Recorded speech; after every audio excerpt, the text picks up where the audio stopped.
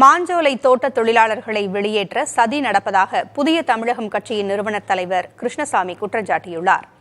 தேயிலை தோட்ட தொழிலாளர்களின் வாழ்வாதாரத்தை தமிழக அரசு காப்பாற்ற வேண்டும் என்றும் அவர் கோரிக்கை வைத்தார்.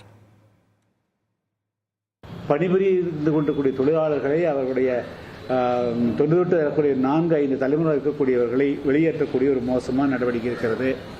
எனவே தமிழ்நாடு அரசு, தமிழ்நாடு முதலமைச்சர் அவர்கள் இந்த பிரச்சனையில் நேரடியாக உடனடியாக தலையிட்டு அவருடைய வாழ்வுரிமையை பாதுகாக்க வேண்டும். பிபிடிசி நிர்வாகம் 1990களில் எப்படி தொழிலாளர்களிடத்திலே ஈவிரக்கமற்ற முறையிலே நடந்து கொண்டதோ அதே போல அதை காட்டிலும் இப்பொழுது மிக கொடூரமாக நடந்து கொள்கிறார்கள். அவர்களுக்கு குடியிருக்கக்கூடிய பகுதிகளில் குடிநீர் நிறுத்தி விடுவோம், மின்சாரத்தை துண்டிப்போம் என்றெல்லாம் அவர்கள் இப்பொழுது அச்சுறுத்தப்படுகிறார்கள். எனவே இதெல்லாம் அப்பட்டமான மனித உரிமை மீறல்.